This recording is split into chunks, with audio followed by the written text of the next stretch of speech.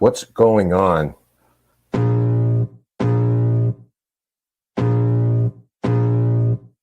I can feel the blood creeping up from the heathens. Got will, got fight, got pride, got reason. If they wanna go eat, then you know I'm gonna feed them. If you're coming for me, hope you're ready for a demon. I got eyes in the back of my head, I'm seeing. Take me for granted and you know I'm leaving. I'ma take what's mine with the webs I'm weaving. I could take this crowd from seeing to believing. Got a taste for blood and my tongue keeps bleeding. From the words I spit, so sharp, so freezing. So cold, behold, frostbite they feeling. I could tear you apart or I could go heal them. Don't believe in fate, don't believe in ceilings. I just need a taste and my mind starts feeling. I don't pace myself, I grind on kneeling. Got lust for change, I just love the feeling. I ain't gonna give up. Got too little time, I'ma live up. Head down, push forward through the tough times. Cause anything worth doing is a tough climb. I ain't gonna give up. Got too little time, I'ma live up. Head down, push forward through the tough times. Cause anything worth doing is a tough climb. Cause I'ma live life for the fight, yeah, I'm here to get it. I got drive, got sight, always have a vision. I go by at night, I be in my feelings. I'ma be fine, need time, and I'll soon be winning. I live life for the fight, yeah, I'm here to get it. I got drive, got sight, always have a vision. I go by at night, I be in my feelings. I'ma be fine, need time, and I'll soon be winning. I can feel the blood creeping up from the heathens. Got will, got fight, got pride, got reason. If they wanna go eat, then you know I'm gonna feed them. If you're coming for me, hope you're ready for a demon. I can feel the blood creeping up from the heathens. Got will, got fight, got pride, got reason. If you wanna go eat, then you know I'm gonna feed them. If you're coming for me, hope you're ready for a demon.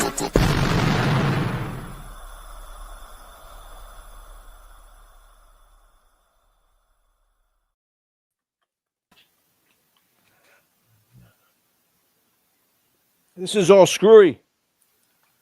What do you got? I'm still trying to get organized here. The headphones and the microphone. It's been a hell of a week with the. All right, let me roll back the time so you guys. Good evening, everybody, and welcome to Dead Air Live on the Dead Air Full Spectrum channel. It is our Sunday night live show here on Dead Air Full Spectrum. We thank you guys for joining us tonight for the next 2 hours and the best in the topics of the paranormal and the best in the guests who will be joining us here in just a little bit. Our guest tonight, William Hall. Now, I wanted to backtrack a little bit. I been having some computer issues. I thought maybe I downloaded a virus accidentally. Nothing was happening. I actually did even last Sunday's show under the circumstances. Everything was fine. But I got in contact with somebody, computer guy, and, you know, again, it was like a used car salesman. Oh, yeah, you got a virus. Oh, we need to, I'll build a new one for you. And I'm sitting there going, like, I need this right now. Like, I need this. And then started getting a little suspect. Spoke to somebody else. And the guy's like, man, you don't got a virus. If you do, it's, something that can be correctable. It's nothing. I'm like, are you kidding me?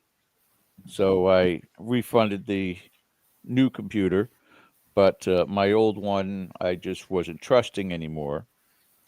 So I ordered a more expensive computer. And that's what I've been working on all day yesterday and partly today. The thing is a beast. The video looks much sharper on the screen, and hopefully I sound okay. Visual is okay, so it's always fun, and but we can't live without these things anymore, can we? Ken? Nah, our robot overlords have us. I was going to take a moment to give some thanks. So I received a comment on an extremely strange called Stay Off Cuba or Cuba Road. And this is from Van Pelt 2321. And they praised the presentation and the research. I appreciate that. But said, yeah, Barrington. Now, this is Barington, Illinois, where this location is. Yeah, Barrington is pretty rife with supernatural activity and fairly bad paranormal stuff. We lived on a haunted farm there in the 70s, complete with a barn in which the whole family experienced sights, sounds, and poltergeist activity.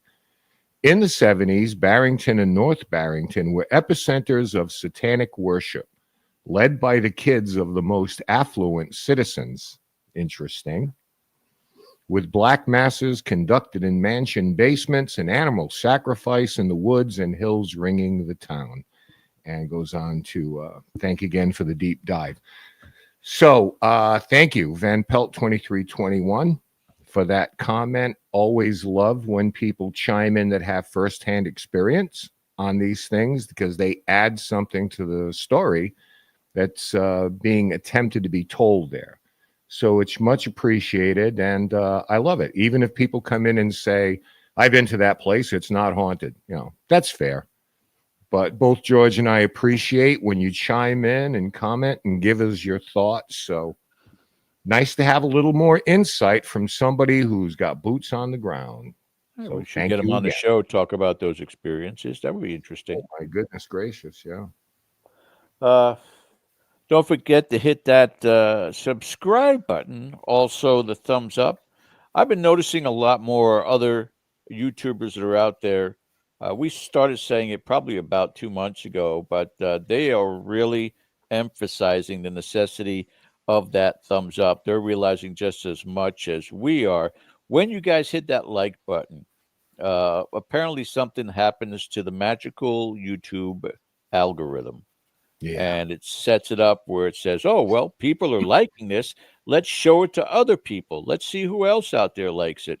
So they're all discovering the same thing that I discovered through a YouTube video, that's the way to go about it. Make sure you get those thumbs up clicks going on for us. Finally, of course, and including the reminder bell, guys. Make sure you click on that reminder bell. We are simulcast with kgradb.com/dead air. Also, Twitter, you'll find us on Global Radio Live. Right here on our station, if you're listening in through KGRA, you can find us on YouTube at Dead Air Nation. Our Facebook location is Dead Air Full Spectrum. And also on Twitter or Twitter X, Dead_Spectrum. Finally, and this is an important thing to bring up tonight, too, because we've got some potential changes happening with Dead Air. But we may discuss it a little bit with our Patreon members in a very private conference tomorrow night and get their thoughts on this. So attention, all Patreon members. Attendance tomorrow is critical. Your opinions are critical, so we hope you get a chance to check in with us. For those of you who want to know what we're going to be talking about, become a Patreon member. Not only that, but there's so much more out there on our Patreon account that you guys can certainly delve into. Multiple categories, multiple videos, multiple conferences and communication. So you definitely are privy to all of that for the mere cost of $3 a month. So make sure you guys definitely do check it out. So what happened? You got busy in the middle there. A little preoccupied. I'm trying to hook our guest up tonight. Those things happen. Sometimes there's login issues and things like that. Oh, we've never had that before. No, we've never had that before. So hopefully we can work it out. Bill, I had sent you his email if we get into something here. And I can let him know that maybe you talked to him, but let's give him a little bit. Yeah. So that he was saying, do I have to sign up for a trial? Hannah says Streamlaw doesn't comply with their guidelines. And I just said, no, dude, just click the link I gave you. And you should be all set. But why are we doing this? What? My guess is he wrote his book on a typewriter and not a computer. I don't know why. No. I get that thought process that this is all very foreign to him. No. So why are we here tonight? A little while back, speaking of extremely strange, I did a story on a house in Bridgeport, Connecticut. And back in 1974, the family that lived there reported poltergeist activity. And that in and of itself may not, bury the needle for you. But if you follow the story, if you're not aware of it, it's the 50th anniversary of this case. And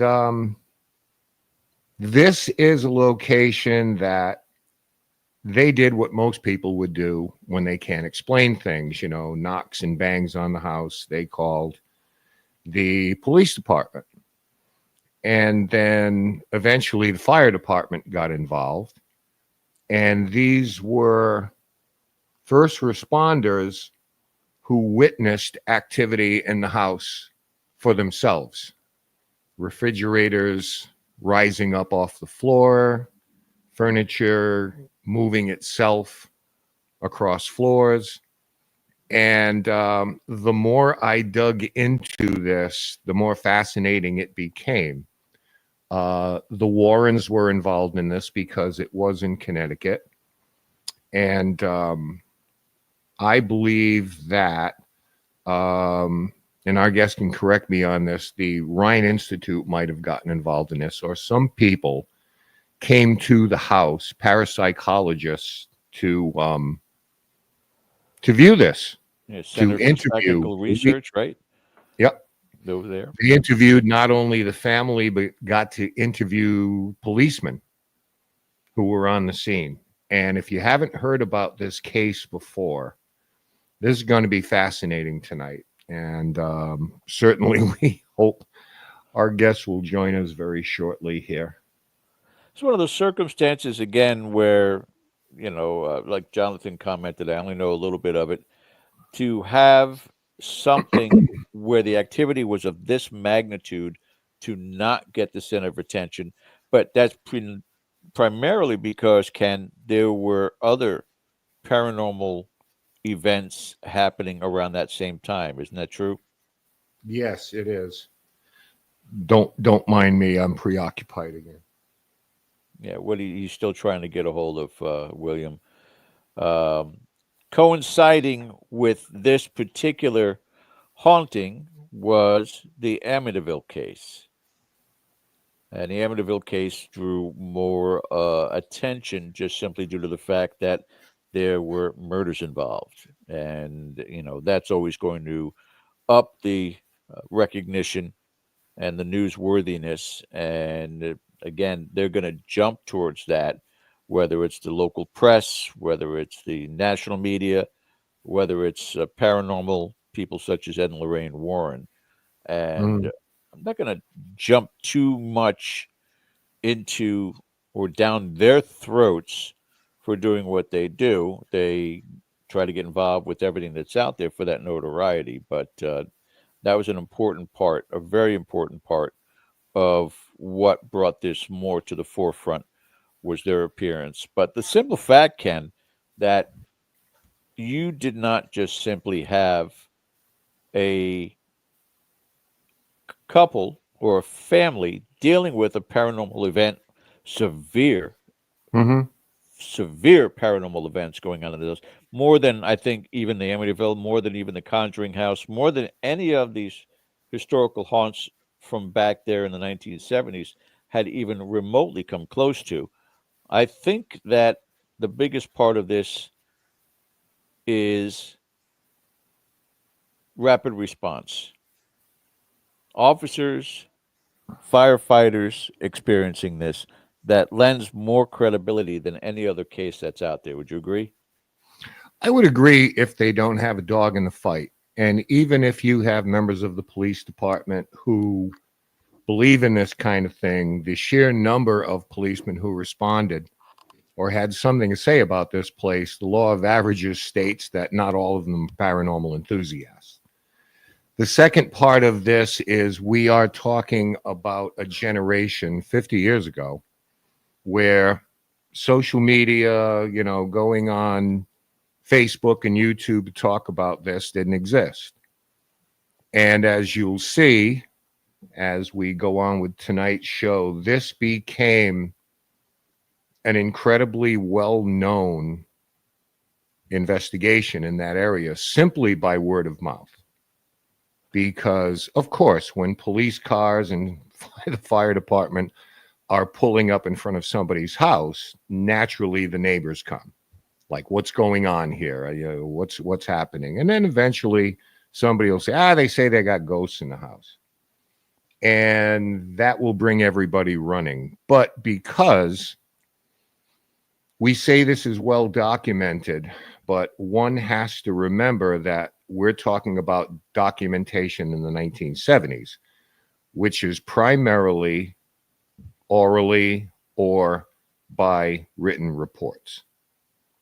Okay. So this is what's fascinating about that, because no one had an opportunity to go in and mess with the video or mess with the photographs. And I'm going to tell you right from the jump, we don't have anything. There's nothing out there about midair things flying through the air, like, the girl jumping off the bed in the Enfield case. There's nothing along those lines, because everybody wasn't walking around with a cell camera. So I think you have to grade on a curve in terms of what is documentation. Documentation in 1974 is not the way it is in 2024. But we can't, there are no clips of anything that happened at the Amityville house. And that was the same year. So, we just have to be mindful of that when it comes to documentation, whatever your definition of that is. But it also has to come into play that human nature doesn't really seem to change, perhaps multiply, but certainly not change. Because what we're talking about here, again, going down that rabbit hole when it comes to the Warrens. And I know they're extremely controversial individuals, without question. It doesn't mean that they're not famous or infamous, but, because everybody knows their name here in the paranormal field. But you wonder again, the purpose behind their appearances when they show up to places such as this home in Bridgeport. Is there a possibility that it's kind of under the same category, Ken, but certainly less available out there? In other words, there's not everybody that can just jump in front of the camera or the news media. But was it for the equivalent, 1974 equivalent of clicks and likes? As far as them appearing there, there's a case. There are first responders that are there trying to help this family, witnessing things for themselves. Right? The testimonies are already there. What makes it well known, what makes it famous, is the media, and then a celebrity to spearhead that media. And that's what we seem to have there. Do you have that picture of the Warrens in front of their house? Yeah, I do. Let me go grab it. Photo opportunity. And that's the thing about it, is that that is them leaving the house. This is the newspaper article, Bridgeport Sunday Post. Yeah. Where they're walking away from the house. Generally speaking, I can't speak to their motivations, because only they would have known what those were. You can only guess. But as time has gone on, I think we've all heard stories both ways, where there has been a desire for coverage. Back in the day, we were talking mostly about, media coverage, whether it was newspapers or whatever. And then eventually that evolves into books, movies, things like that. So we've heard people talk about their motivations. Hi, Greg. Talk about their motivations in terms of their own personal experience with them. And it goes both ways. I mean, let's be honest, it's out there where some people will claim that, Ed particularly liked the sensational aspect of it and, had no problem letting everyone know that. But I've always felt this way. Out of the thousands of cases that they claim to have handled, relatively speaking, there's only a handful that became larger than life. You know what I mean? Whether it was Enfield, whether it was Amityville, whether it was the Conjuring House, the Devil in Connecticut, the Snedeker, the Haunting in Connecticut. Those are the higher profile ones. So wouldn't that be based upon the activity? Well, it would be based upon the activity, sure. Well, but I'm saying with Amityville also the crime involved, sure. Yeah, well, that was less of an issue with their involvement. It was cause and effect, to be sure, but they were there because of the Lutz family and their claims. So, I mean, we hear it both ways. But in fairness to them, I will just say again, out of the thousands of cases they handled, there really relatively is only a handful that we know about. And those are probably the most sensational cases, but there are just as many where they came and gone with absolutely no attention whatsoever. So, but did they like the attention? I mean, it kind of seems so, the way people talk about them. But then again, when people pass, it's easy. It's easy to talk about that kind of stuff. Of course. No, and again, it's not I'm not trying to make disparaging remarks about them. I'm looking for a logical reason why. And again, as you were saying before, when something like this happens, the neighbors do gather, emergency vehicles do show up. The media, and it wasn't at a time where the media was scanning the police scanners, and being able to say, okay, yeah, we're hearing something really weird. Let's go up and show up to this one. Almost assuredly, somebody contacted the media over that time. And, you jump to conclusion for obvious reasons that if somebody like an Ed Warren is there, is he going to call people that he knows in the local newspapers to say, hey, I'm going to be at this location. There's some really weird stuff going on. Why don't you come out there? It kind of breeds the selling point. Mm-hmm. And the more outrageous the case is certainly the more interest it's going to be. First, starting off with, local media, the national media, and eventually a publisher if they want to turn it into a book. And again, the Warrens wrote quite a few books about their experiences along the way also. And I'm not trying to turn this whole show into a Warren bash, but it's just, again, our knowing of this, knowing of the Conjuring House, knowing of Amityville, knowing of the Enfield poltergeist is stemmed from two individuals.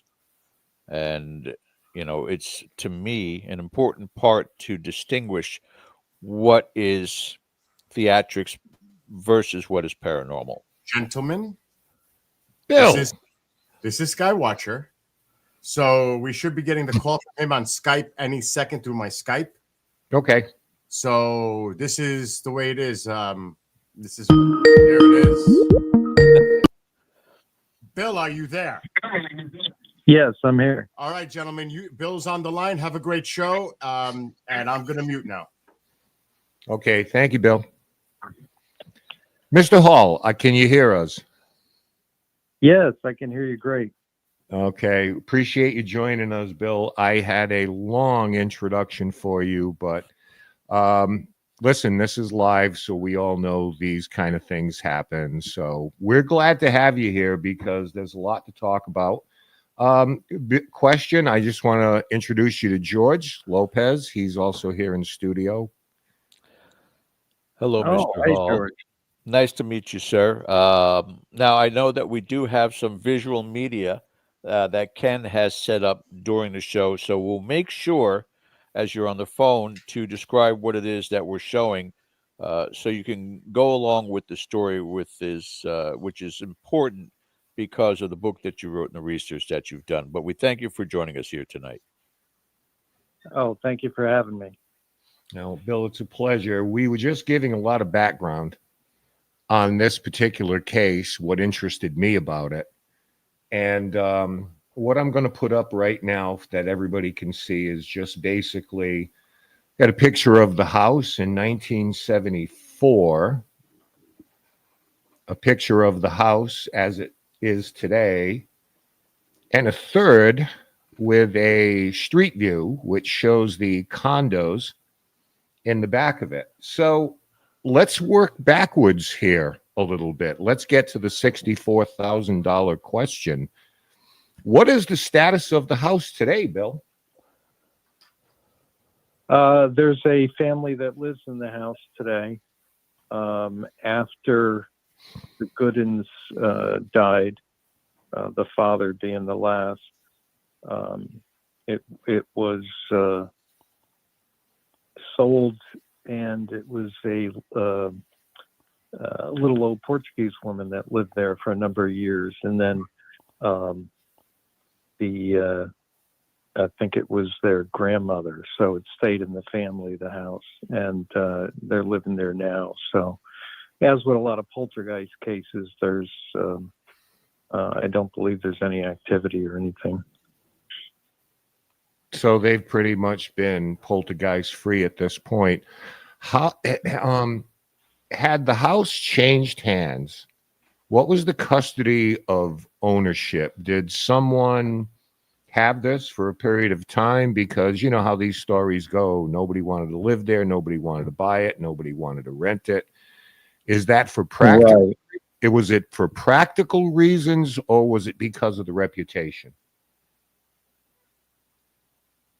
Well, the Goodens had trouble selling it for two reasons, the reputation being one of them, of course. But the other reason they had trouble selling it was in order to get out from under, the price they had to put it up for that house with that reputation didn't make sense. So they had trouble selling it. But after the death, it was a while before it was sold. And that's when the older woman lived there alone, and she didn't speak English. So, when I was originally researching for the book, I was all over the property because I thought it was vacant. I didn't think anyone was in there because it had a chain fence, but I guess she only exited from the back. I found out later, and later on, I also found out she thought I was like a burglar or something. And so I scared the little old woman in the making of the book, but luckily then she got the explanation of who I was. So, okay. Now, in writing the book, did you have a chance at any time to speak with anybody in the Gooden family, or was it just kind of these ancillary, people that were involved, not necessarily secondhand, because there were first responders too, but who were you able to talk to get the inside information? Of the Gooden family, well, in the 30 hours of interviews done in 1974-75, there was a lot of the family members on tape, including the Goodens themselves. Hours worth, which was after it was announced it was a hoax, so they had nothing to gain. So there was those interviews, and then I myself took another about 10 hours of interviews, and within those, there was, as far as family members, there was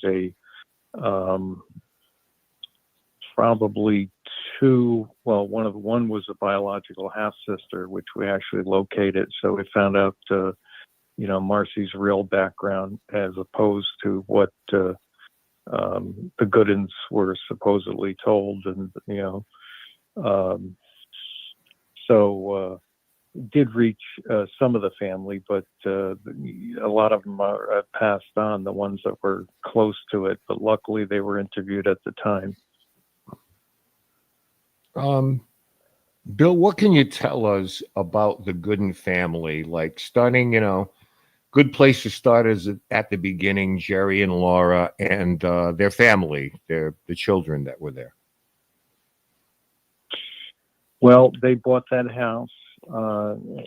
We obviously got married, and they had a son, Jerry Jr., who couldn't hold his head up right. The neighbors started noticing and pointing out, so she had him checked out. And to the best of the knowledge, they thought it was Down syndrome. I don't know if the family really quite understood what it was. It looked like it was more than Down syndrome because he had a walking issue, and anyhow, he's at about age 6, he became very sick and died. And it was after that, about I don't know, probably close to a year, that's when they adopted Marcy from Canada. And it was after that they started having, in 1971 to 74, the poundings on the inside and outside of the wall, and little things start to happen, like simmering kind of things, like door closing, chair being a different place. Jerry can't find his keys and thinks he's losing his mind. Those kinds of things. The family, he was a hardworking guy. She was very high-strung. Her and Marcy didn't get along, which is part of the poltergeist ramp-up of negative frequencies, if you will. Mm-hmm. So that's kind of a base summary of the family kind of leading up to the events. Mm-hmm. And for anybody who is not familiar with this, and in our chat room, a lot of people are actually familiar with the case, but we were talking about generationally the difference, George and I, that when we talk about documentation in 1974, 50 years ago, it's clearly not what everybody defines as documentation today. Nobody walked around with cell phones and things of that nature. But in terms of this being very well documented, I guess we immediately have to go to the first responders. What was the prompt? Obviously, there was a catalyst here with weird noises, but the police were contacted. So can you kind of take us through the thought process of Jerry Gooden and Laura, who said, yeah, this somebody might be messing with us here? Well, with the pounding sounds, during those times, they had the police over, and the police had the engineers there, and fire department and different people checking out, ruling out that it wasn't construction, it wasn't piping or anything like that. Jerry himself switched heating because he thought it was animal in the pipes or something like that. But aside from those episodes, when it really reached the public eye, what prompted the police being called was there was a police officer who lived across the street who they were friends with. The Goodens used to they used to babysit, and so they were friends. And when the poltergeist activity really reached the height, when they returned home from a trip, they tables were going over. Laura hurt her foot. Knives were being thrown towards Jerry. Had to catch the knife block, and but it was quite the scene. So the sofas were opening and closing, and so they ran out on the porch hysterical and got the attention of the daughter who's walking the dog, and so would you go get your father? We're in trouble. So he didn't know, he was off duty. So he came over, with his gun ready to go. He didn't know what was going on there. And he thought there was a robbery when he walked in because the place was a mess. But then he himself saw the sofas opening and closing by themselves, and he saw the TV floating and turning around, and he didn't know what to do. So anyhow, he called it in, as well as some friends of the Goodens. They called their friends hysterical. The Goodens never actually called the police. It was their neighbor across the street, as well as their friends, who they called hysterical, and one of them was on their way to the house, and the other was decided to call the police. And that's when the first responders got there. Joe Tomic being one who I've gotten to know and interviewed quite a bit, and talked about Lindley Street.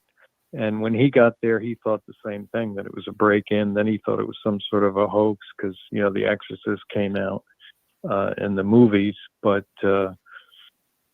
after a while, the things he saw, he knew that there was something going on there. And then it escalated from there. Right. Mr. Hall George here. I wanted to focus also on the actual book. We're titled The World's Most Haunted House. How did you decide to come upon that title? Was it an opinion from your perspective, or based upon the other cases that were out there and the severity of what was happening here, it just seemed like the perfect title to give? Well, I'm glad you asked that. Well, since it's a traditionally published book, as you might know, the publisher picks the title. So that actually was not my title. I would have never called it that. They explained that they wanted to call it that because of the sheer amount of witnesses involved, the public view of the case, and the fact that it's so well documented. And then they also had a series where they had the world's most haunted hospitals, the world's most haunted whatever, I forget. So they wanted this to be the world's most haunted house. So that was another reason that they had that title in mind. But I had questioned it at first because it's a poltergeist case, and poltergeist usually, in the common terms, and, the publisher would say I was overthinking it, and, they probably were right. But I'm saying poltergeist, more like a haunted person, not a haunted house. But so that's how it came about. The publisher actually picked the title for those reasons. My original title had the address of the house in it, which of course they, I'm sure they looked at it and said, "Oh, this is never going to work. You can't use the address." But yeah, I had something like most witness haunted house. Not haunted house. I didn't have haunted house in there. But anyhow, that's how the title came about. It came down to marketing. I don't know that, but the publisher has the final say on the title. It's their money. They're at marketing it. So, if they're putting all their money on it, I guess, I got to give it to them that they invested in it. So they have the right to say the final call on the title.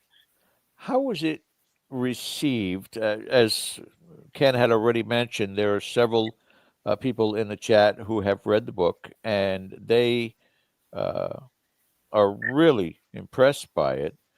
But how was it received by others within the community? In other words, you invested in this time, in this art, putting all of this information together about this story.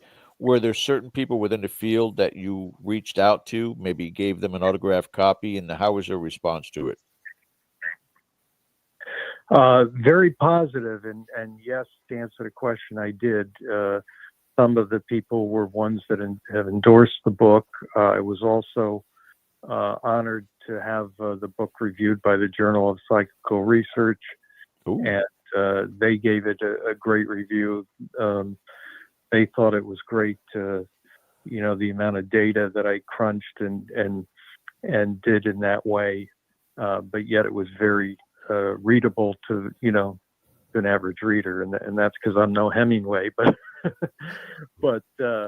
but no, I was honored with that. But no, it was well received by researchers, and Jerry Sultan, who is a great guy. He's been quite helpful. I've been lucky enough to have some of those firsthand witnesses help edit parts of the book to make sure I got the timeline correct, to make sure, oh, no, you got to put this here because, we came in right here, and so to have Joe Tomek and Paulino and some others actually edit the parts that they were in to say, yes, this is the way it happened. Or no, Bill, I wasn't in that room. I was over, because I'm human. So, so it was really a great touch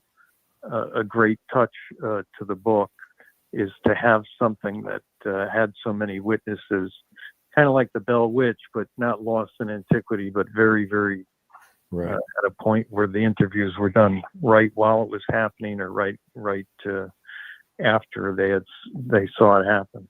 Yeah, it could have been more than a couple of months ago. I had a Zoom call with Jerry, and he is not subject to embellishment by any stretch of the imagination.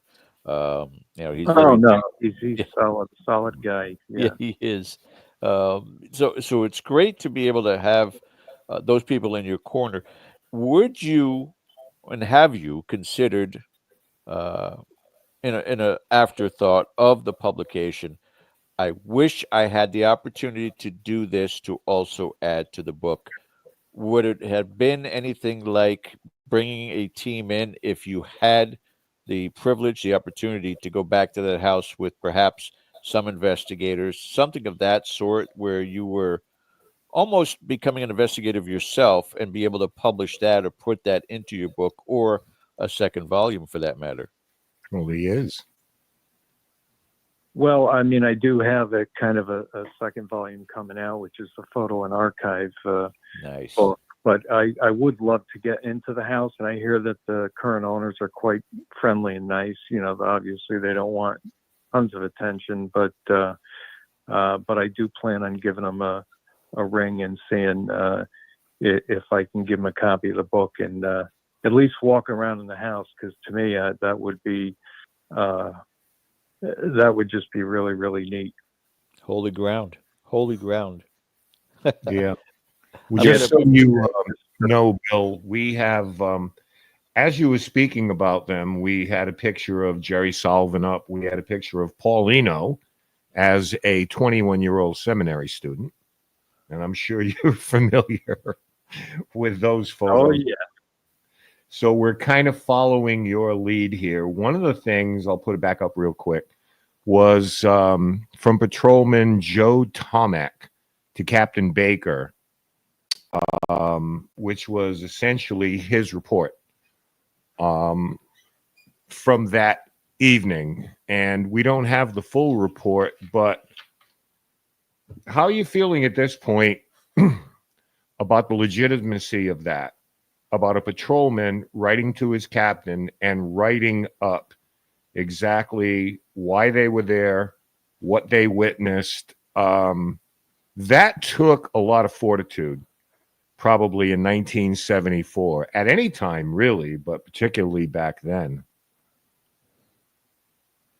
Yes, it certainly did. I have to commend Joe for that. He he didn't want to write up anything, and they said, no, you got to write a report. He said, okay, and he handed it in. The Captain Baker told him, he says, I can't take this. And he said, well, that's what happened. You wanted me to write down what happened. That's what happened. Take it or leave it. So he took it. But yes, I know it's legitimate. Actually, there's a two-pronged way I know it's legitimate. Even if I just had the one way, I would believe it was legitimate. But Boyce Beatty and the team at the time they pulled the police reports because they were public information, and they read them all into the tape recorder. And thank God for that, because in those civil kind of matters, they only keep the records for 10 years, and a lot of these records weren't kept at all. They were just considered, because it's so bizarre, let's not even file this one away. So Right. Some were filed, some weren't. But anyhow, none of them would be available today if it wasn't for Boyce reading them into the cassette player. The other thing was Joe Tomic was nice enough. He had kept a copy of the police report, and he mailed it to me. And so I was lucky he mailed it to me, so I was able to put that in the book. That's where I got the report from. It came right from him. But Boyce had also read the report into the cassette player, so he had got it from the police department. So I mean, it's he got all the ones that were there from the police department, and he read into the cassette, recorder. So it was quite great evidence to be able to, have those things preserved in that way. No question. And I think it bears emphasizing that these policemen who came in to witness these things had no dog in the fight other than responding to a family in distress of some nature. So you make what you want of that. But I don't think it can be downplayed that these officers literally witnessed this phenomena and wrote it up as such, as they are required to.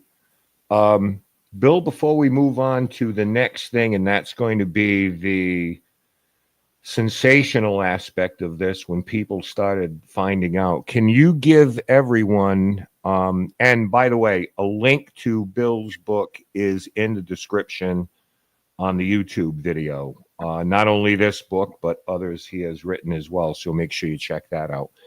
What kind of phenomena did the policemen, and I believe there were firemen there, what did they witness, just to give us some kind of an idea of what they were seeing?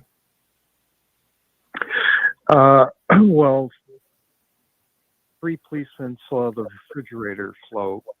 It was actually Joe Tomic was in the kitchen asking them what they thought of all of this, if they thought it was, bunch of crap, or if thought it was real or not. And the 3 of them started pointing. Joe Tomic turned around, the refrigerator's floating. So they saw that. They saw items move, float down from the wall. That made one officer, Leroy Lawson, he ended up backing out of the house and going into the patrol car and locking the door, and he didn't go back in. And when he was asked to write a report, he wrote on a napkin like 2 sentences and gave it to him. But so they witnessed quite a bit. Even the sergeant witnessed stuff, and he backed his people up. He said, if my people said they saw something, they saw something. Of course, he saw things himself, but he had to watch it, what he said. But and the police officers felt bad because they were giving these quotes in the newspapers and, telling the truth. And then they announce it's a hoax and make them all look stupid. But, they had to get the city back. We'll say the next segment is. Yeah, we're definitely going to go there on that. The next thing, I'm going to put up a couple of pictures of crowds outside the house. And just to give everybody an idea of how sensational a case this is, I'm just putting these up. And I mean, Bill, you're probably familiar with, what I'm showing there.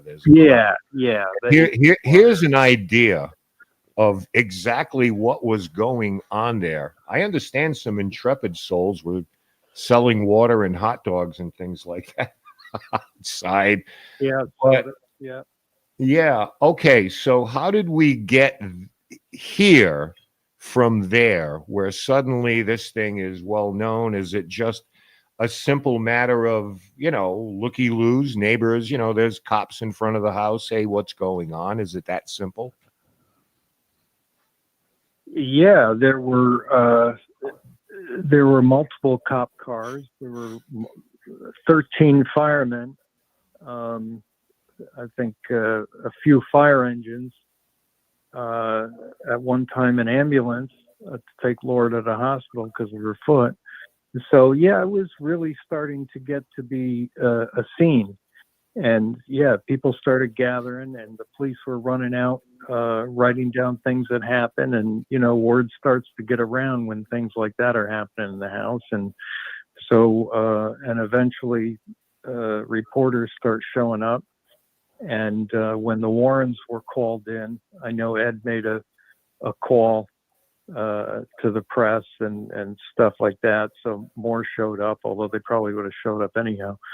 But so that's kind of how it built out, was all the emergency vehicles, and then the police officers talking, word of mouth. It spread like wildfire. Well, let's go there, George. We were having this discussion. George brought up this point, and I will let you say whatever you need to say.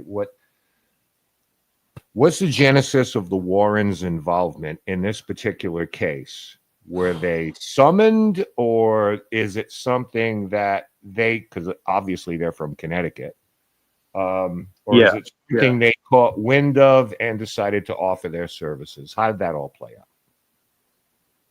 What happened was Mary Pascarella, who was a member of, I forget the name of a psychic group in Hamden at the time. Yeah. Called up Ed and Lorraine. She knew them, and she said, "Hey, we've got this case over here. Things are happening," and Ed basically said, "Well, we're pretty booked up. What's going on?" And she said, "No, you don't understand. There's multiple police cars and fire engines, and And he's like, "Whoa, this sounds like." There's really something going on. So he ended up getting they went to pick up Father Charbonneau, and Paulino was on his way to actually supposed to have dinner. Lorraine was an outstanding cook, and that's not why, but I mean, he was looking forward to it. He had a flat tire, and then on top of that, when he got there, they put him in the car, and they all went over to Lindley Street, and Mary Pascarella, who I think either lived in the neighborhood or at least was the one who introduced them. But Jerry figured, hey, if they think they can help, let them in, and that's how they got involved. Mm-hmm. Yeah. And again, what I'm going to do here before we go to break is got some like newspaper articles to just underscore what was going on. Family is disturbed when things go bump. That's the Associated Press. And then what almost looks like a tabloid, baffling ghost wrecks a home. And there's a picture of Father Charbonneau. And I showed a different picture of him. Here's a haunted house or hoax at 966 Lindley. And up in the upper right-hand corner, there were the... our couple, Cody and Satori, said that Mary was also present at the Conjuring House seance. So here's another. Does evil entity haunt their home? So this was quite a sensational case. To give everybody an idea who probably wasn't even born in 1974, this was, I guess, this was a real life. I mean, I don't know what to compare it to in contemporary times, as a comparison, but this was a rather... I call it the Roswell of haunted houses. Yeah. I mean, this was the real deal. People were gathering on the lawn. The police have to keep order. We showed a picture of one of them standing on the stairs trying to get everybody. People are trying to look in windows, and I would imagine that this went on, and then of course, kids are going to come, and I would be one of them then. At 17 or whatever to come and do stupid things. In fact, let me see if I can get this. At one point, someone set fire to the house. Yes, yeah. Okay, I mean, that is just, I don't know. That's kind of what was, that's kind of what was happening here, which is what makes this case so fascinating is the profile in real time. And I mean, Bill, you wrote a book detailing all of this, but this was playing out in that state, in that community, like little I have ever seen before, to be quite honest with you. Not a lot of instances where hundreds of people are gathering on the front lawn, waiting for a new pope to be elected. No. Not even the ones that become public. No, that's very true. Yeah, the whole aspect of Mary Pasquarella being part of this, as well as the Warrens, Mary Pasquarella being part of the Conjuring House seance, along with the Warrens, you start to question a lot of the intention behind what it is that's happening when these particular folks are appearing. I don't know. Again, it's not really to disparage anyone. It's just simply an observation that there's something that just doesn't set right with me as far as that's concerned. But that's for a discussion at another time. We are about to go to break. We're at the top of the hour. I'm sorry. Go ahead again. I was just going to say her real only involvement was giving them a call. She wasn't a part of the quote unquote, comforting the family or investigation. However, she tried to, but they ended up, she wasn't there. So. Mm-hmm. All right. You clarified, and I appreciate that, William. We're going to go to break here, guys. We got about 3 minutes before we come back with our very special guest, author William Hall, talking about the world's most haunted house in Bridgeport, Connecticut. You're watching Dead Air Live on the Dead Air Full Spectrum channel. We'll be back right after the break. Stay with us.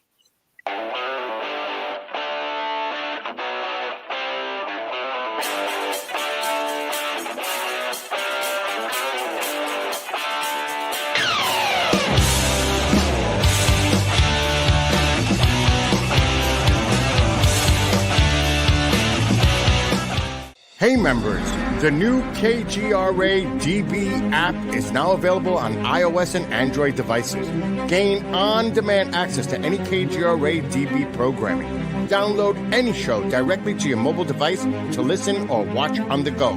Go to the App Store and search KGRA DB.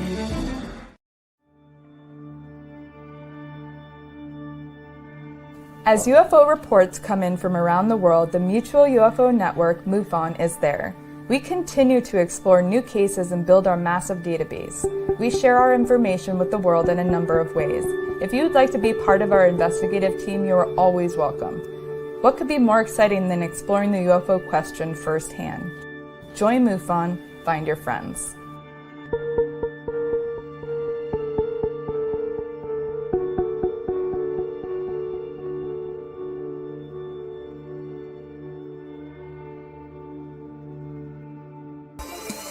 You're listening to the KGRA Digital Broadcasting Network. We provide unparalleled coverage of trending news in the world of ufology, cryptozoology, and paranormal phenomenon. Whether you're watching our video live stream or listening to one of our audio programs, you are getting the best from world-renowned researchers and hosts, guiding you through topics the mainstream won't touch. Miss one of your favorite programs? No problem. Head over to the members area at kgradb.com for access to our massive library of award-winning content. Make contact, stay connected. only at KGRADB.com.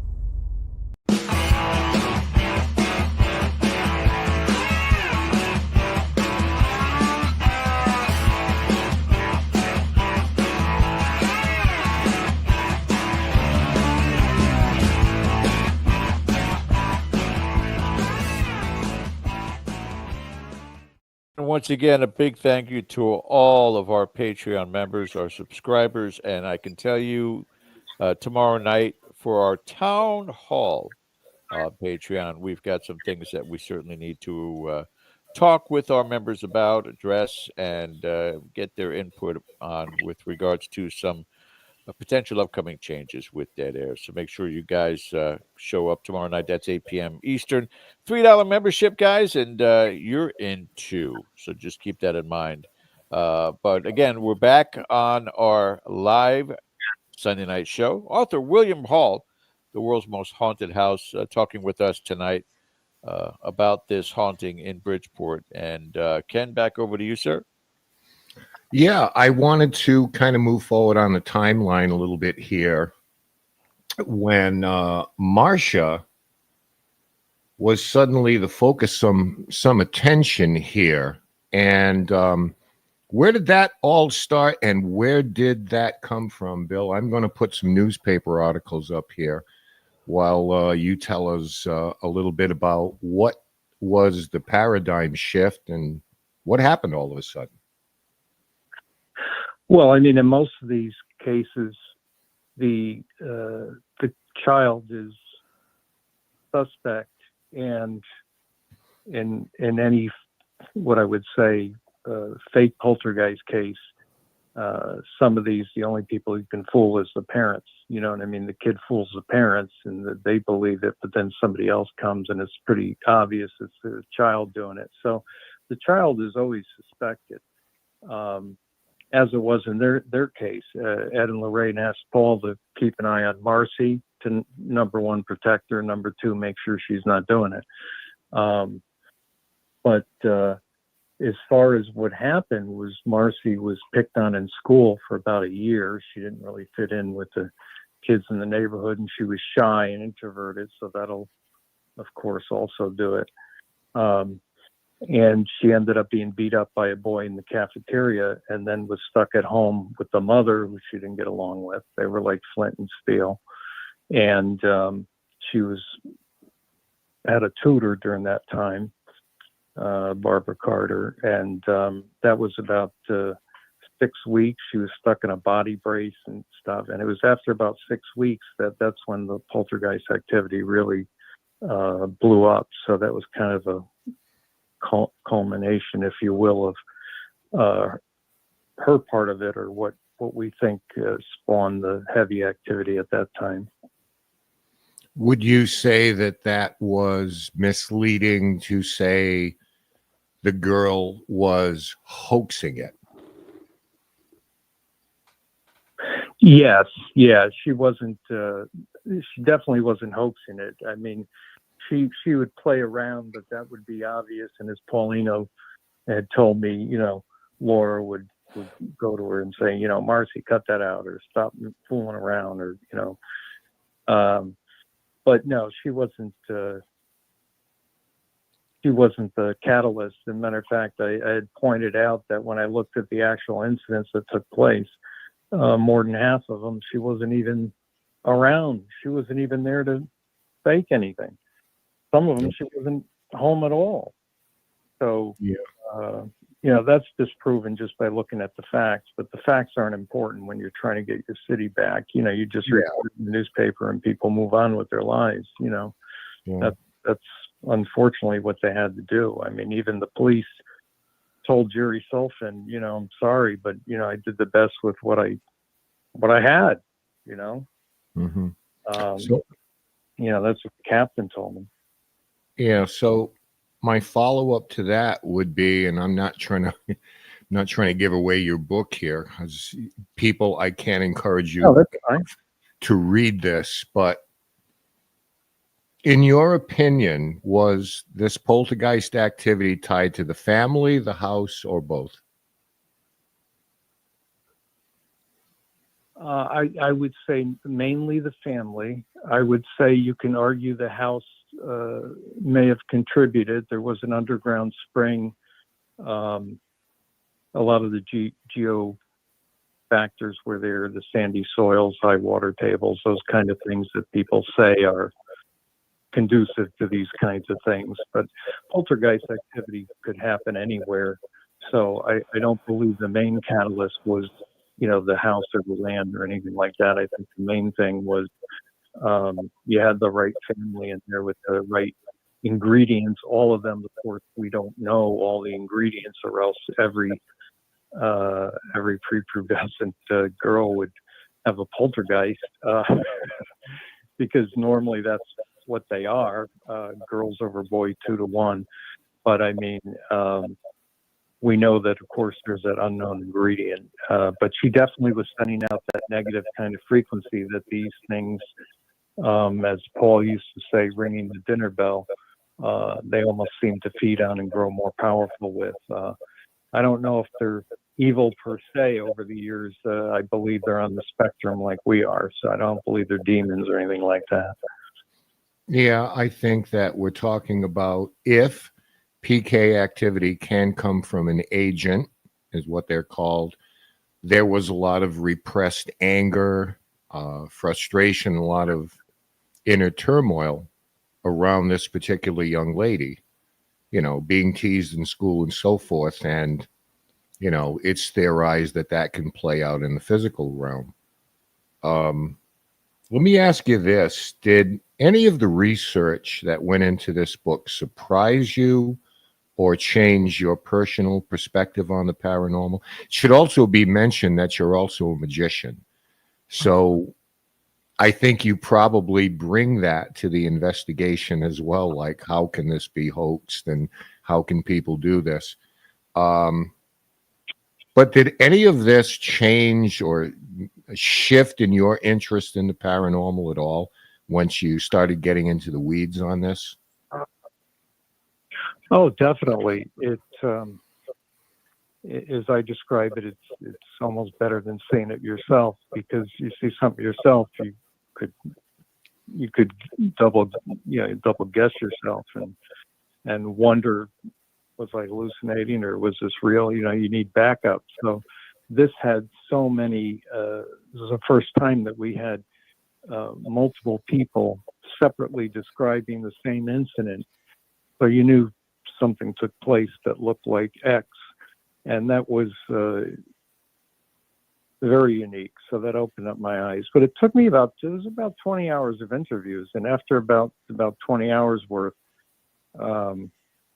that's when I was convinced that this thing was real. Before that, it's not like I thought it was fake. It's just that I couldn't tell. I needed more. And then after about 20 hours, it got to the point after I'd heard 8 hours of police interviews or 9 hours of police interviews and the fire department and all the rest, then it became apparent that something happened in that place that nobody can explain. No, nobody was able to explain, except to say it's a poltergeist, whatever that is. So, George, you want to jump in here? Yeah, but I want to go in a different direction with him. Again, I'm fascinated by the mentality of the author side of William Hall, not the investigator, because, such as one of the questions here from the chat, Sue D wanted to know what led you to feel compelled to write this book. Why this case? Oh, well, what happened was I had always investigated the unknown, heavily into UFOs in the 80s. I was famous for writing letters to the military and Freedom of Information Act and that sort of thing. So I was always into it. I wrote a newspaper column for 6 years, Magic and the Unknowns, and that led me to talk about some of these things. But I never talked about Lindley Street, but I was over there performing magic, and people used to ask about it. And, you know, I still never looked into it. And then one day I saw a post on Facebook about it. And it occurred to me I never looked into it. So I spent a moment and Googled it. And when I saw what the police officers were saying, I thought it was interesting enough to look further. I thought even if it was a hoax, it was something that would be fascinating to look into. So I looked into it more. And then when I found out that the police the police were interviewed after it was announced a hoax, I thought to myself, well, why would they have the police waste all their time being interviewed if this thing's a hoax by these investigators that represent, the Psychical Research Institute? I mean, why do you have these people taking your police off duty to do this if it's a hoax? And at that moment, I knew that there likely could be something to it. And I certainly was hoping so, because it occurred to me, if I had all these interviews and it ends up being a hoax, there's definitely no book. But no, it was about 20 hours and after I heard so many witnesses and describing the same incidents, it impressed me, because I know from magic, even when people tell the truth, the misinterpretation is just so bad. It's very difficult. You need a lot of testimony to have any faith in anything. Yeah, here's one of the things that kind of sticks in my side about the reporting behind it is there was an emphasis on the crosses that were being catapulted off the walls of the house. And to me, from a scale, that's minimal in comparison to everything else. TVs being turned over, refrigerators being elevated, all the furniture, the table being turned over. I mean, this did not seem like some sort of a religious attack in any capacity. It seemed like everything was under attack. And yet, right away, mind you, once again, as Ken and I were talking on the phone earlier today, this was around the time that The Exorcist came out. So let's focus on the religious aspect of it and not just the fact that here is a prepubescent girl that may be having these episodes. I just, I just watched, there's a new series out on Amazon Prime called The Curious Case of, and it's different topics. But one was this young girl who disappeared at the age of, 7 maybe. She was highly abused. The mother was very promiscuous. She had 3 different children through 5 different marriages, plus the affairs she was having. And this girl, after allegedly poisoning the dog, was beaten and then just ran away. She turned up some 30 years later being pulled over by police. And they could not, everything shows DNA that she existed, that it was the same person, but it wasn't the same person until somebody discovered that she probably had multiple personality disorder. And it's that same kind of thing. What happened to this young girl who was adopted into this home? And again, as you said, not a great relationship with the mother either, that could manifest this type of poltergeist activity. And usually with the poltergeist activity, Bill, and correct me if I'm wrong or you don't agree, that it's on a fence. Either the poltergeist punishes the person who has manifested it or punishes others around them. Looks like this one here was punishing the home itself. Would you agree? Probably a bit of both, and I think there's probably a third element, which would be if theories of the multiverse are correct, for example, and it's like a parallel world intersect, then you have some things not being intentional, but a function of the energy that's around due to that. She was something picked up further- and she was picked up and thrown down one time, correct, in front of witnesses? Yeah, more than once. So we know that More some incidents were, that a lot of incidents were definitely intentional, and I think others were a result of that energy being there.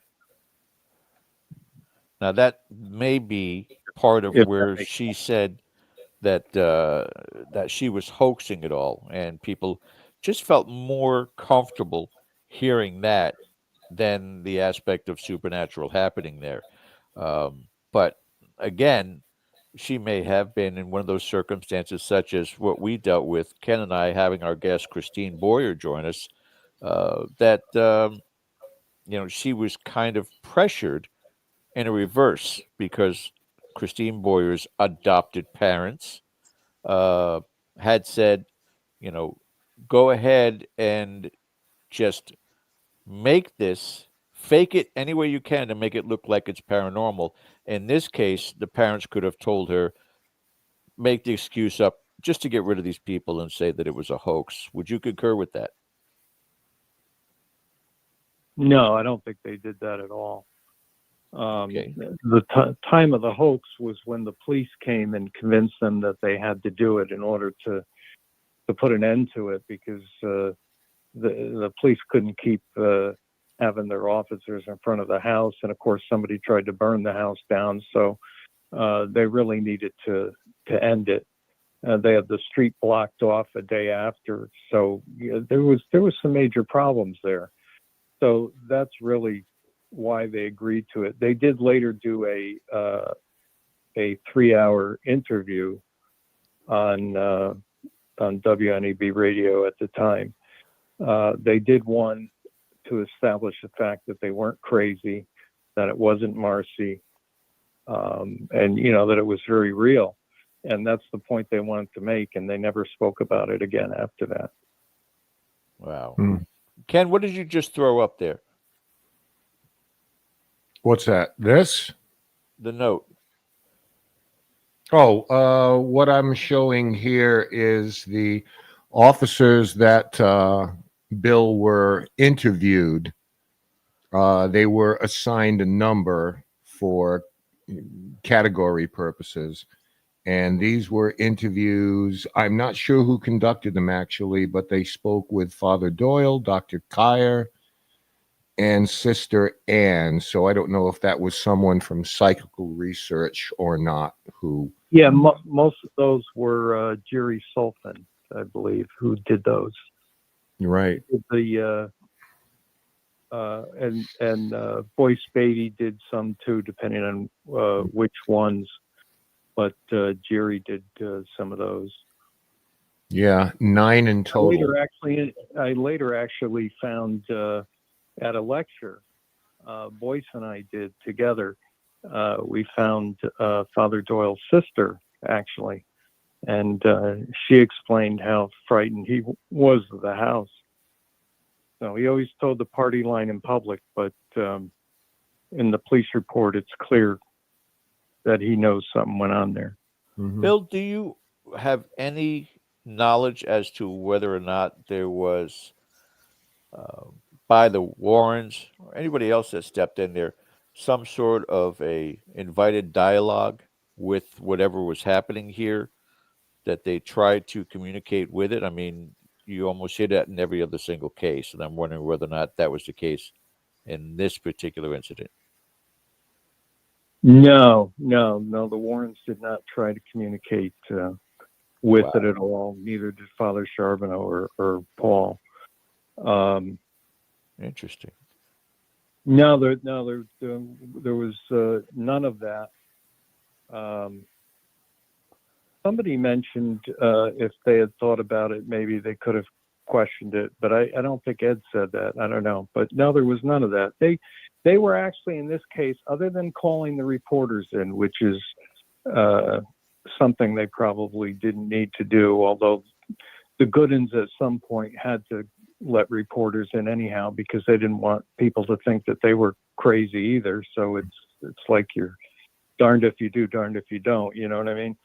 So he did let him in, and the story probably would have got out. But other than calling the reporters in, they did a pretty good job until, of course, they were the night before. They're all hugging them and promise you got to come back. You got to come back as soon as you can tomorrow morning. And then they come back and they all get kicked off the property. That's when, they made the deal with the police. Wow. Yeah.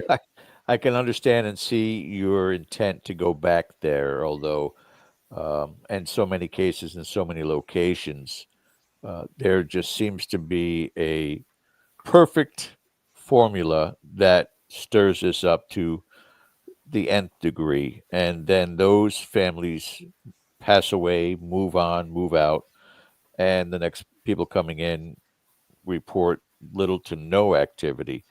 But if you had that privilege, that opportunity, and the property owners currently said, absolutely, Bill, you can come in, you can do what you, would you try to communicate? I don't think so. I think what I would do is I'd see if I could feel anything. Although, the fact that I spent so much into this case, I probably would feel something if there wasn't anything there anyhow. I would want to go there just for the novelty of it, to actually see the inside, knowing of all that has been researched about the house itself. But I know Joe Tomek tried to do that. To communicate with it mentally, which is not, of course, advisable, but it was just something naturally he did, and he told me about it, but he didn't report it originally because he thought people think he's crazy. He didn't put that in the report. I'm sorry, who was this?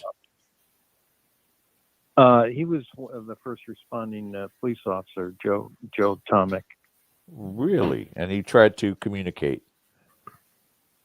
Yeah, he went back in after the other officers left, and he went into the bedroom, and he didn't say it out loud. He thought it. He said, "If you're here, move the picture," and the picture shook, and nothing else shook.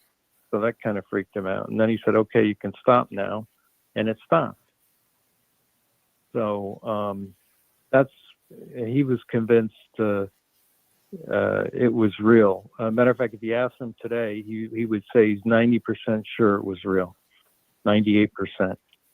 He holds out 2%. He's all those guys. I mean, they did a great job. They were very skeptical.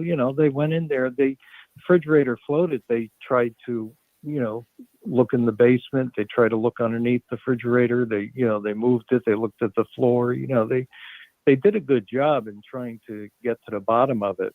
The same thing with the TV. They didn't run away from it, but they went and tried to figure out what happened and how it happened. And they noticed little details like the way it moved the dust meant that it couldn't have been pulled because it went like semicircle way. And so they did a really good job, especially considering what they were up against. One last thing, Ken, I wanted to ask is, has there ever been a study of the geological elements under and surrounding that home?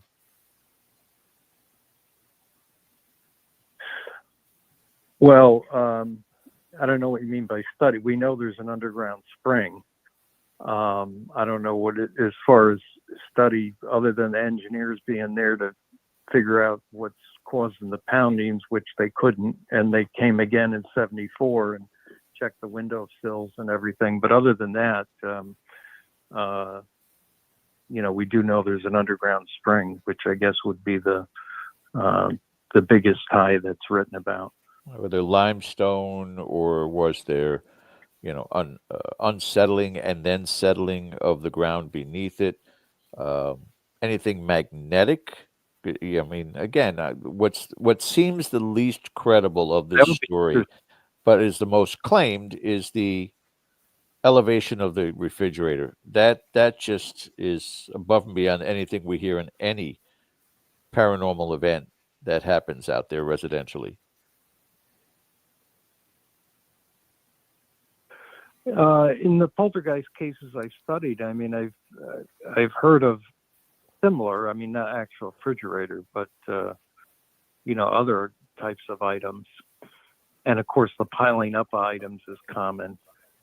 It didn't happen too much in this case, but the ornaments off the tree was a chilling moment of coming home and finding all your Christmas tree ornaments stacked up in like a pyramid. So that's a little freaky. That's so wild. Yeah. Mr. DaCosta. Yeah, I wanted to ask you a general question. Do you think there's an advantage in going back over some of these older cases like this and re-examining them now that time has passed and we're looking at them from 10,000 feet? I know there are disadvantages because sometimes people have passed on. But do you think there's a distinct advantage if we look back 50 years, 40 years, 30 years at some of these prominent cases now that the dust is kind of settled on them and go back and take another look at them, similar to what you did to this?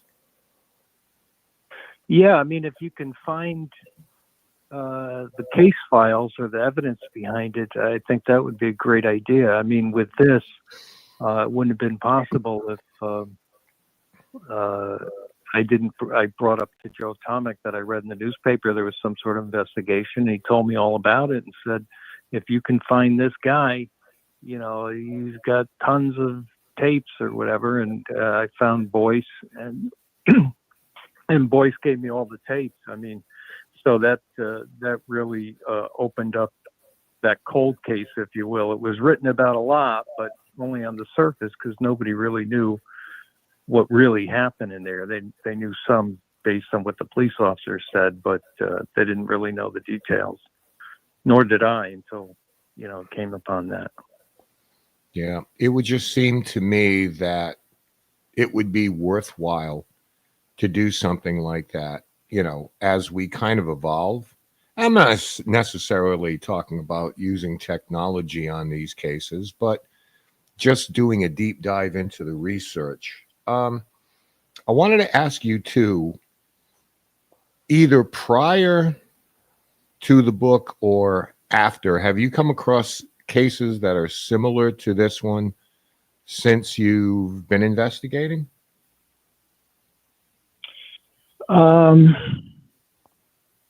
Not as far as poltergeist activity. As far as an active place, an active land and area that I wrote about in my second book, Haunted House Diaries, Litchfield County, whole area. There's a lot of people have paranormal experience there. There's a farmhouse there that just is like a paranormal circus. But that mostly you hear sounds more than things actually. There was like a plate that shattered, that kind of thing. But most of that you hear the loud bang, and then you go in the kitchen, there's nothing. It's more of that kind of thing. Yeah. But I haven't seen a poltergeist case. No, not live like this. No. Now, did the family dynamic? We've talked a little bit about this already. Do you believe that was the trigger for this? Whatever kind of conflict there was in the house. Yeah, I believe that pushed it over the edge. It may not have been the only catalyst, but it definitely was a major driver. The other part being picked on and being introverted and shy, and feeling she had no friends. She did have some people that came to the house, but her feeling of loneliness and then being beat up and then stuck in the home with the mother. I think just between those two things, the school experience and the mother being stuck at home, those two things I think drove it over the edge. There's I got to know be that. a little bit more to that. There's got to be an added ingredient, whether Yeah. it's something more in the abilities of the individual, because there are a lot of people who have dealt with exactly what you're describing from the, Or worse. yeah, or worse, exactly, who don't Yeah. have this. So there's got to be something from the psychological ability, energy ability of the individual that it just manifests it versus internalizes it, which I think what happens with people with multiple personality disorders. I think sometimes what we're experiencing is an almost release of these personalities that manifest into these poltergeists. Am I making sense? Yeah, that's actually, I mean, that's what Bill Roll wrote about. He felt that they were a psychic release, and then he felt in some cases that it opened up I'll say portal for lack of just to use a common word, that it could be twofold. It could be both. It could be entities as well as the psychic connection, or just the psychic connection. I don't know if I'm a big believer in the psychic connection, but who knows? I mean, we do know, like you said, we know that there's another ingredient, because people have gone through far worse and not have had poltergeist. Like I said, if every young girl or boy had a poltergeist, we would of course hear about it a lot more. So we know there's a missing ingredient. That's the $6 million question of what we're trying to find. We Well, kind of some of the ingredients and what it looks like and how to get rid of it, but as far as how it exactly gets here, that is the question. I want to go back, and I can't get this refrigerator out of my head, apparently. I'm telling you. The tremendous amount of whatever you want to call it, psychic energy that it takes to lift an object of that weight. And something that just makes sense to me is with everything that this young lady's going through, whether it's anger, repression, turmoil, whatever, something like that would happen when the police entered the house. And it only makes sense that having the police there would even exacerbate whatever she was going through, to the point that whatever, I'm not going to call it ability, but whatever the residual effect of what was going through her just increased to the point when those officers came in, that crazy stuff was happening. TVs were flipping over, refrigerators were going up. Do you think that there's kind of a tie-in with that as well? Just the sight of the police coming in just amplified everything, Bill? Well, it's usually the opposite. Usually when a new person enters, it takes a little while before you see anything. It's almost like the energy's got to kind of settle down, and then you'll start seeing stuff. It's normally you don't walk in and see stuff right away. But it was so tumultuous. It was very powerful at that point. And poltergeist is powerful if you're walking in and seeing things right away versus having kind of it settled down. And matter of fact, that was the advice Ed Warren gave, is if there's activity in a room, everybody get up and go to a different room, because that normally will calm it down before it acts up again. So I think it's usually the opposite. In this case, it was not. And it was so powerful that you might be right, that it may have been something that these things look like they wanted to show off to the officers too. So in this case, you might be right. In usual cases, it's the opposite, but not so with Lindley Street. As I bring this up with a question by Sue D, and just to expound upon what she's saying, her question is: genetic link to stronger psychic abilities ever been studied or proven? And I guess, in a sense, both you and I being in this field and Ken being in this field, are we still lacking in some of those categories? And is it because, do you think, William, because the science field has not accepted it to look into how these things are created, that the possibility, let's take a young girl like that in modern times with the modern science and technology we have to study as to whether or not that individual, through brain scans, uh, find out whether or not that capability is there to manifest these things. Are we still lacking in this field with regards to understanding the human mind and the human spirit? Well, yes, I think, as you know, there's plenty of questions we have yet to answer. That's the fascination of science itself, is that they find answers so they can ask better questions. As not that I made that one up, but you know what I mean. But I think with I lost my train of thought. What was the question? Sorry. Whether or not we're lacking as far as the science side of this in today's day and Yeah. age with the human mind, Yeah. and just the human body, the energy itself. Oh, yeah. We're definitely lacking. There is one thing we've seen common in poltergeist cases, at least those that are reported. I always have to say that because although we have a decent sample size, it's small compared to most. But I guess Right. that makes this even weirder. Is we see a lot of frontal lobe issues, and Marcy had those too later in life, epilepsy and multiple sclerosis, and Really, so you see some of that happening in poltergeist cases later on in life from what I've researched, which was interesting. But as far as seeing something earlier on, no, what little research has been done on it have proved that psychics have predicted either things that were very easily predictable.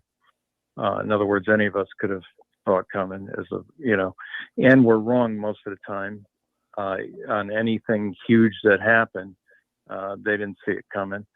So that's the only research that has been done. But of course, those usually are research that start with the end in mind anyhow. So you don't get to study the cases like this in the way we'd like to. This was one where at least we have the documentation. But with our technology and what we know today, it would be wonderful to be able to capture one of these and get it all the way through. But that's difficult because of the families involved too. You often don't want to go there. well, I think it's the rarity behind it too, because as you said, Oh yeah. you could put all of the different ingredients into that bowl that would potentially create this type of phenomena, and 99.999% of the time, that's not going to happen. They may have psychological disorders. They may have physical disorders from the trauma that some young child has experienced. But it's that rare scenario where something manifests externally from them. And then, as you just said as well, William, then it has to be reported. Right. And, if let's, as an example, you see that child is in an abusive family, they're not going to want to bring attention to their home. Those parents are not going to want to have anybody come in to look at the child, and say, well, they're the one that causes it, and look at the bruises. We can understand it now. But there's just too many variables. So it is Vegas odds to come across that kind of case of poltergeist activity manifested by a prepubescent child, correct? Yes, they're out there, but yeah, as you said, they're still rare by all means. Yeah. Ken? Yeah, I wanted to ask Bill if fast forwarding now, had this case happened a week ago, Do you ever allow yourself to think what this could be in the media and social media as compared to 50 years ago? Well, it spread throughout the U.S. I would say same day or very next day. It spread throughout the U.S. into Canada. And I think Boyce had told me Australia and China, although I couldn't confirm those two. What? So it spread pretty quickly in the 70s. I think the advantage today is we would get a view of what's happening on the inside. I mean, I know they did try to bring a film crew in, but the Goodens ended up deciding against it. They were going to do some filming. It wasn't Ed and Lorraine. I don't know if they knew the guy, but it was somebody else who came in. I forget the guy's name, but he was going to do some filming, and the family decided against it. Does that not lend? I'm sorry. They got set up at times because they were getting out of their mind over it. Does that not add to their credibility in many ways that, I don't know, they happened into all this attention, but it didn't seem like they were exploiting it in any way? No, they were offered to make money on it and turned it down. And boy, they could have used the money, but they had an attorney represent them because they were worried about privacy, and he was going to get them interviews and get them all kinds of money, and they refused. He told me. So no, they weren't after that. They just wanted to be left alone but it was hard to work or live in the city after that. Which is why they want to sell the house. They're getting their tires slashed and clothes pulled off the clothesline, and it was ridiculed at work. So it was really, really difficult for the family. Do you think that any kind of modern technology, if it existed back then, would have aided to this beyond, videotapes and things of that nature? I mean, because I ask you this because we live in such an outrage culture right now that something like this could hit someone right in the face, and they're going to go to extreme lengths to say how this didn't happen, or how has the video been manipulated? How were the photographs manipulated? Right.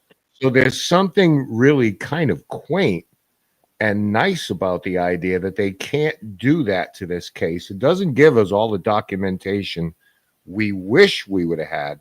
But on the other hand, if we had it, I think people would just spend an inordinate amount of time tearing it apart anyway. So there's just something. I think this is better. I do too. I was going to say, yeah, the John Sopko from the Bridgeport Post told me that he was in there with his camera, but he said stuff happened so quickly. He said, I could catch it. And he said, and what if I did? What if I caught it on camera? He still wouldn't believe it was real. So, he kind of said it in 1974 technology, saying that, even if he got a fight, he had his camera right around him. But he said, who expects this stuff to happen? Right. And he said, even if he was able to catch, a dish in flight or whatever, he said, well, what does that prove? The people who are going to believe are going to believe. Those who aren't are not going to believe. And in this case, there was a lot of people who had seen it. If it was just the family, I probably wouldn't have delved into the case like I did. I mean, because then it's just the family. It's just you have no witnesses, nothing to go on. That wouldn't be the case in an active poltergeist case. I'm not saying that. I'm not saying I would demand witnesses to go, help somebody who had a kind of a parasite infestation. But you hit the nail on the head, Bill. As far as that's concerned, that's exactly, you nailed it, because the Christina Boyd case, they had a picture of the phone flying across her lap. All right. Everybody had their explanation behind it. You had the Enfield poltergeist case with the girl flying through the air. Everybody had an explanation for that. So it's irrelevant what you capture, isn't it? Yeah, exactly right. Because a girl floating through the air looks the same as a girl jumping, and and so you're going to get that. Same thing with the phone. I mean, people are going to say, "So what?" Or they're not. If you're just looking at a photo, I would say, "So what?" too. You got to look at the context of the photo, and you got to look at the entire case to really make a decision. If you haven't looked at the case, like in the Enfield poltergeist case, I mean, when you have things on recording, you don't have to go by memory. So, a lot of that stuff was recorded. But yeah, I agree. The photos and video. I mean, I've seen quite impressive video that has been put out of things happening. Person in a chair with the chair moving. Things that look like it's way beyond fakery or magic. Looks like legit, especially since they're older tapes.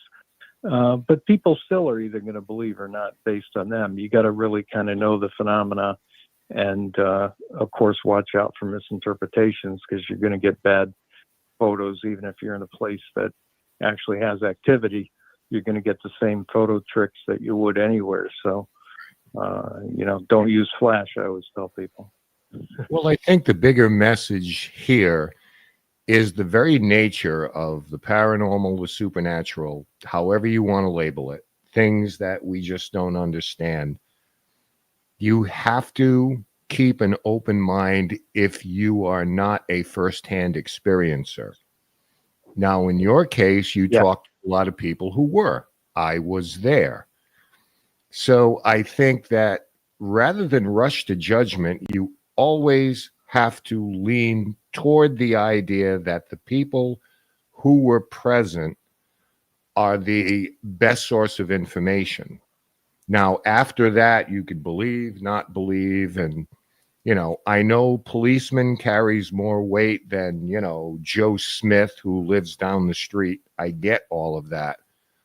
But there's too much of a rush to judgment because, again, that's what people love to do, But this is why, again, and I agree with you, this is better. In my mind, it almost makes up for, all the video and photographs. There's just something that is just so believable with all these reliable witnesses in this case, which is what drew me to it. It's like, this is a fascinating thing.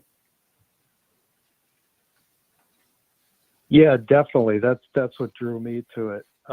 One other thing I wanted to add from earlier, the note about the religious items was a great observation, because the reality is religious items were impacted less than 10% of the time, less than 10% of the incidents. Right. But they were, of course, remembered, and it was noted even by boys that, it seemed to affect the religious items. Well, first of all, after this stuff started, Laura got a whole bunch of crosses. They put them all over the house. I mean, they had more crosses than ever before. So that was one thing. And number two, you had mentioned cheers going over and stuff. Yeah, I mean, that happened more than religious items, but what are you going to remember, right? You remember chair went over, big deal, but cross came down. Whoa, now that's, so I think emotionally it impacts people more, and especially them being religious. And these things also have been known to, be very good at hitting your sore spots. So if you're religious, they could target religious items, not because they're demons, but because it's important to you. If you're a different religion, well, they'll target that if they could. So these things impact all religions and all lifestyles. Mm-hmm. Well, I think the Joe, the first officer there, forgetting his last name, but I seem to recall that he was the religious sort. So with everything that's going on, the people who are filing the reports, I think, would personalize that themselves. If I'm a police officer from a very religious background, that would probably be something that grabbed my attention, and I would maybe overemphasize it. There's That makes sense? Yeah. Or if that's what you saw, of course, you're going to report that. But a lot of that report, the officer across the street, I mean, he was seeing the chairs and the TV. That's what he walked into. But And last question, we're going to take a question from chat for you, Bill. Cindy Epp would like to know, did the activity quiet down when all the first responders went in and the whole neighborhood was on the front lawn? I guess that's the pinnacle of attention and activity, but what happened after that? When did this seem to dissipate? It was very active during that time, actually. The poltergeist activity was very active when the crowd was there the next day. And it died down when Father Doyle talked to St. Patrick's School and managed to get them a grant so that they were able to afford to send Marcy to St. Patrick's School, because they weren't going to send her back to the public school where she got beat up.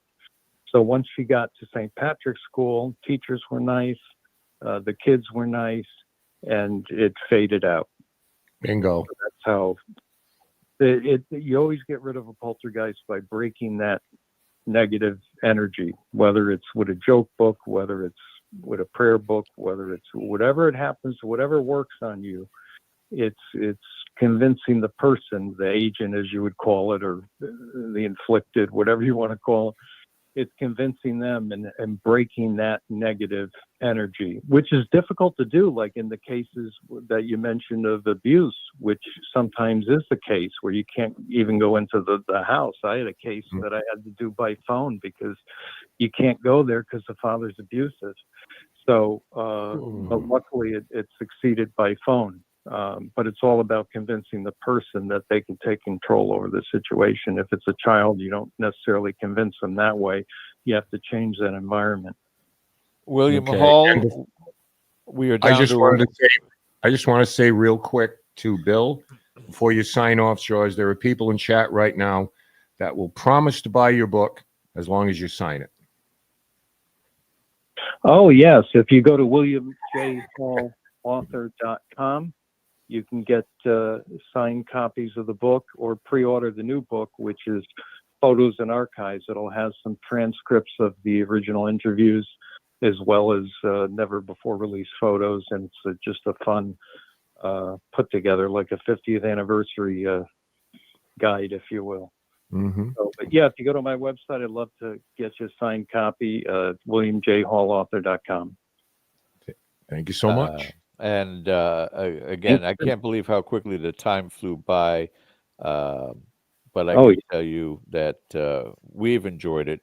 I'm going to throw one location out to you because it's one of my dream locations as well. And maybe with your connections up north there, but the Cutter home, which was the house that the book In Cold Blood was written about, the multiple killings of the Cutter family, has never been investigated. It was up for sale about 15, 16 years ago. I don't know who bought it now. But that is I guess, one of those incredible holy grails that we'd love to get into sometime. So just throwing that your way and seeing whether or not that's something that could be of interest to you. So, but Bill, want to thank you again so much for joining us tonight, and wish you the best of success for 2025, and just keep investigating, buddy. Thank you so much. We'll do. All right. Thank you for your time, Bill. You take care. Okay, you guys too, and everybody out there. Bye-bye. Thank you. And for those of you joining us tonight again, Town Hall members, we'll see you tomorrow night in our Town Hall. Thank you guys for watching and or listening on KGRA. Again, you want to watch visibly this show, you can always go over to youtube.com/@DeadAirNation. But thank you guys for joining us again. As always, we'll see you next week. Don't forget to hit that like button, that subscribe button, and the reminder bell. Take care. Have a good night. her rolling up, Uber black Cadillac, high heel boots and a sexy body full of tats. Baby's bad, oh baby's hella bad. After her there ain't no coming back. Wanna take a run at that. I think she's feeling me, turn it up a few degrees. My imagination of her body gets the best of me. Oh gosh, she's such a tease, bitten lips, bruised.